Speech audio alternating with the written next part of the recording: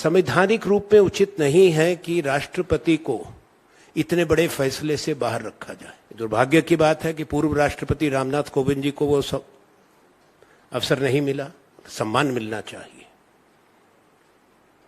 अब वो नींव पत्थर रखा गया, उसमें नहीं बुलाए, हालांकि रखना उनको चाहिए था। अब उद्घाटन हो रहा है, उसमें भी नहीं।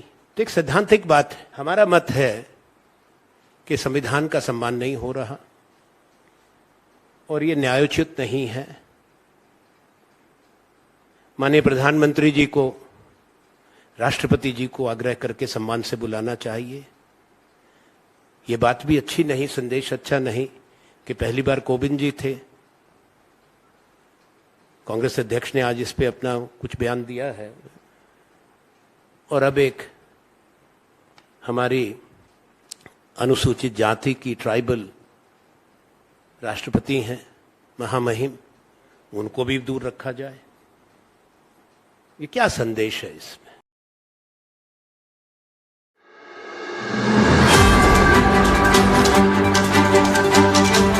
आज इस मंच से एक ऐसा विषय जो चर्चा में है और राष्ट्र के लिए एक विशेष महत्व रखता है, हमारी संसदीय प्रणाली के लिए और भारत के संवैधानिक प्रजातंत्र के लिए, उस विषय पे भारतीय राष्ट्रीय कांग्रेस की जो सोच है और प्रतिक्रिया, वो आपके समक्ष और आपके माध्यम से देश के सामने रखने के चाहते हैं हम। कुछ साल पहले कोविड महामारी के दौरान भारत सरकार का एक बड़ा फैसला था और लॉकडाउन के दौरान जब देश में त्राही त्राही हो रही थी तो एक भव्य इमारत भारत की संसद की बनाने का निर्णय किया गया, जो संपन्न हो गया है। 962 करोड़, तकरीबन 900 करोड़ के आसपास जो पैसा है उसमें लगा है। हाँ, कोई 900 करोड़ उस पे रुपया लगा भारत का। हिडन कॉस्ट होती हैं जिसको तो सरकारी जानती है। पहली बात तो औचित्य की बात है, आवश्यकता की बात है कि क्या ये न्यायोचित था ये करना भी। कारण ये है कि जब ये फैसला हुआ, जो भव्य इमारत जो जिसमें भारत की संसद, उससे पहले संविधान सभा बैठी थी, वो केवल 93 साल पुरानी है। इस बात को गौर से सुने। दुनिया के किसी प्रजातंत्र ने इतिहास में सैकड़ों वर्षों में अपनी संसद को नहीं बदला। संसद की इमारतें, उसको जहां जरूरत पड़ी उसको उन्होंने उसकी मरम्मत करी, उसको बढ़ाया, उसको एक्सपैंड किया। चाहे इंग्लैंड ने किया, चाहे अमेरिका ने किया, चाहे फ्रांस ने किया, जर्मनी ने किया। पर प्रजातंत्र में जब से संसदीय प्रणाली ले आई है और जिन देशों में राष्ट्रपति प्रणाली भी है, वो अमेरिका और फ्रांस हैं, ऐसा काम नहीं हुआ। क्या सरकार जवाब दे सकती है? आप में से बहुत लोगों ने को जानकारी है, यूके की पार्लियामेंट वेस्टमिंस्टर उसी जगह पर है जहां 1215 में बनी थी, 1108 साल पहले। और सन 1834 में आग लगने से ध्वस्त हुई थी। उसको 1840 से दोबारा बनाया, जो मौजूदा इमारत है, पहले लकड़ी की थी। 1876 में संपन्न हुआ और 539 साल से लगभग 550 हो गए। वहीं पे यूके की संसद है। अमेरिका में सिविल वॉर के बाद यूएस कांग्रेस की स्थापना कैपिटल हिल में की गई थी। वो 1792 में हुई थी। 531 बरस हो गए। उन देशों के पास भी पैसा है, तकनीक है, उनकी भी ख्वाहिश है, पर वो महत्व समझते हैं स्थान का। फ्रांस, मुझे नहीं मालूम आप में से कितने लोगों ने ये सब स्थान देखे हैं। वहां की जो संसद है वो पैलेस बर्बन में है 1728 से। सैकड़ों बरसों से, बहुत मिसालें मेरे पास और हैं।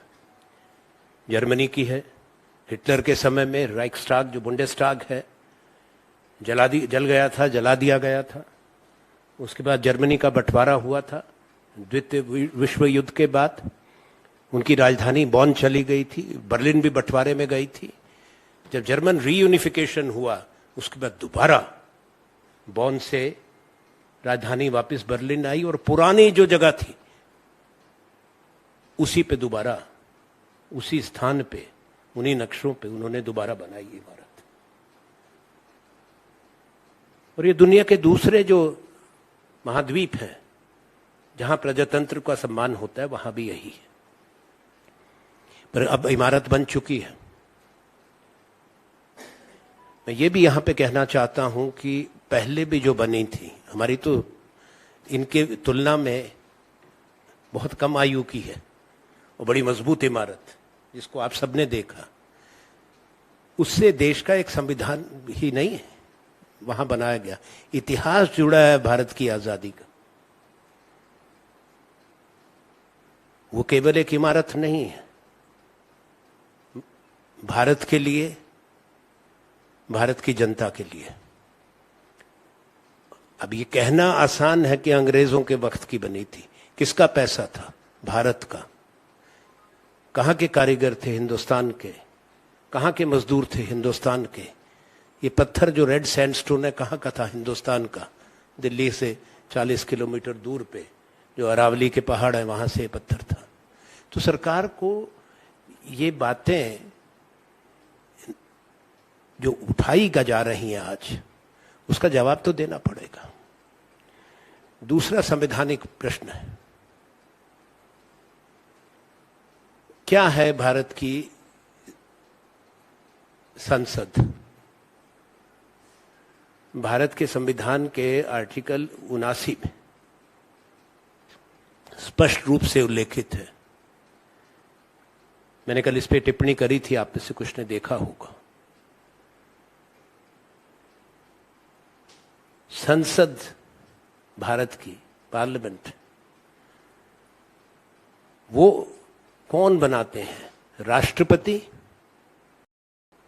काउंसिल ऑफ स्टेट्स राज्यसभा और लोकसभा, बस 3। भारत के महामहिम राष्ट्रपति, क्योंकि हमारा एक जो संविधान है और जो उसकी स्वरूप है, तो उसमें राज्यों का एक अपना अधिकार है। तो पहला सदन संसद का राज्यसभा है, जिसमें राज्यों के चुने हुए प्रतिनिधि बैठते हैं, भारतीय गणतंत्र के। और दूसरा लोकसभा है। केवल भारत के राष्ट्रपति को यह अधिकार है कि संसद के सत्र को बुलाया जाए। वो आर्टिकल 85 में स्पष्ट रूप से उल्लेखित है। और आपको मालूम भी होगा, पर मैं कहना चाहता हूं, केवल महामहिम राष्ट्रपति भारत के सदन बुलाने का संवैधानिक अधिकार रखते हैं। और हर सदस्य को, चाहे वो लोकसभा का सदस्य है या राज्यसभा को, उसको लाल रंग का सम्मन मिलता है। सम्मन घोषणा नहीं होती, नोटिफिकेशन नहीं होती। हर मेंबर को, हर सदस्य को निजी रूप से राष्ट्रपति का सम्मन आता है कि इस तारीख से इस तारीख तक सत्र बुलाया गया। और केवल राष्ट्रपति को अधिकार है सत्र खत्म होने पे उसको प्रोरोग करने का, किसी और को नहीं। ना वो लोकसभा के अध्यक्ष करते हैं, वो एडजर्न करते हैं। राज्यसभा के चेयरमैन एडजर्न करते हैं। प्रोरोग करना, उसकी नोटिफिकेशन होती है गजट की, राष्ट्रपति। लोकसभा को भंग करना, चुनाव बुलाना, वो अधिकार केवल राष्ट्रपति का। संवैधानिक रूप में उचित नहीं है कि राष्ट्रपति को इतने बड़े फैसले से बाहर रखा जाए। दुर्भाग्य की बात है कि पूर्व राष्ट्रपति रामनाथ कोविंद जी को वो सब अवसर नहीं मिला। सम्मान मिलना चाहिए। अब वो नींव पत्थर रखा गया, उसमें नहीं बुलाए, हालांकि रखना उनको चाहिए था। अब उद्घाटन हो रहा है, उसमें भी नहीं। तो एक सैद्धांतिक बात है, हमारा मत है कि संविधान का सम्मान नहीं हो रहा और ये न्यायोचित नहीं है। माननीय प्रधानमंत्री जी को, राष्ट्रपति जी को आग्रह करके सम्मान से बुलाना चाहिए। ये बात भी अच्छी नहीं, संदेश अच्छा नहीं कि पहली बार कोविंद जी थे। कांग्रेस अध्यक्ष ने आज इस पे अपना कुछ बयान दिया है, और अब एक हमारी अनुसूचित जाति की ट्राइबल राष्ट्रपति हैं, महामहिम, उनको भी दूर रखा जाए। ये क्या संदेश है इसमें? But I've said it's a serious matter and we are sharing our position as Indian National Congress. This has been a matter which has been agitating the minds of many people who have been associated with the institution of Indian Parliament, who understand and respect the Constitution of the Republic of India, and who also feel that it's not constitutionally correct to take major decision about the Parliament of India, excluding the head of the Parliament, the President of India, from the decision making, from the foundation stone laying, now for the inauguration. As I mentioned in Hindi, Article 79 makes it crystal clear that the Parliament of India comprises of the President of India, who's the head of the Parliament, and the two houses. First, the permanent house, the Rajya Sabha, the Council of States. The Constitution uses the word the Council of States, Rajya Sabha. And then the House of the People, the Lok Sabha. So that is what why Council of States? Because India is a union of states.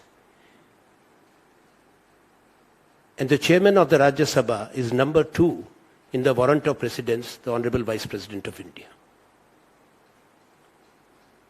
The Lok Sabha Speaker chairs the Lok Sabha. All decisions concerning the summoning of the Parliament are vested in the Rashtrapati, the President of India, under Article 85. It's not a Gazette notification. Yes, that is there for every session of Parliament. But from the first time since 1952, each member of Parliament gets an individual summon by name from the Rashtrapati, from the President, to attend the Parliament session. Once the session concludes, the constitutional power and authority to declare the session closed or prorogued vests in the President of India. You all are also aware, I didn't say in Hindi, that the year starts with the joint session of the Parliament. The joint session is addressed by the President of India. And the President is flanked by whom? In the central hall. On the right side of the President is the Chairman of the Rajya Sabha, the Council of States, who is the Vice President. And on the left hand is the Speaker of the House of the People, the Lok Sabha. The leader of the House of the People, the Lok Sabha, who is the Prime Minister, and the leader of the Council of States, the Rajya Sabha, are not seated on the dais, but in the pit of the hall, that is the central hall. So that should be very clear as to what the Parliament is. The Honorable Prime Minister is the leader of the Lok Sabha. He has every right to be there, respectfully so, for any major event. That's a requirement. But the constitutional scheme of things is very clear. Parliament does not comprise of one house. And that's why the framers of the Constitution have put in place this scheme, which should never be violated, should have never been. I've given the examples one or two colleagues came later, that no democracy in the world has ever done this. Our parliament, the present structure, when the decision was taken to spend this huge amount during the COVID pandemic, that, as I have said, the jury is still out whether there is any justification. As the population have increased, other countries' population has also increased. But for hundreds and hundreds of years, other democracies have respected the institution. As I mentioned, that the British Parliament, same place, the Westminster, has been there since the year 1215, for more than 1100 years, 1108 to be precise. Destroyed in fire, as I mentioned, in 1834, rebuilt. It took them 36 years to have this grand, majestic Westminster, which we all see. And for 549 years, that's where the British Parliament is. Is it anybody's case that their population has decreased and not increased? America, after the Civil War, the US Congress is on the Capitol Hill since 1792. France, Palais Bourbon, the parliament is there since 1728. We'd like to hear from the government what was wrong with what India had. Made by the people of India, Indian money. History is history. Indian material, Indian sandstone. It was not that it was not the largesse or generosity of the colonial rulers. Who built it? It was ours. Why then this was done? But more important than that is the constitutional position which I have given in detail. It's also unfortunate that we had a Dalit president in Ramnath Kovindji, who should have also been given that honor. He is the head of parliament. And now we have a tribal president, that too a tribal woman president, a respected president, Draupadi Murmuji. So we would still urge or tell the government, tell the Prime Minister, that this constitutional propriety should be kept in mind, and the President of India should be given her rightful position as the Rashtrapati to do the honors, to inaugurate, for whatever reasons news come up. Thought through you, we will show our concern and the position as it is in our Constitution.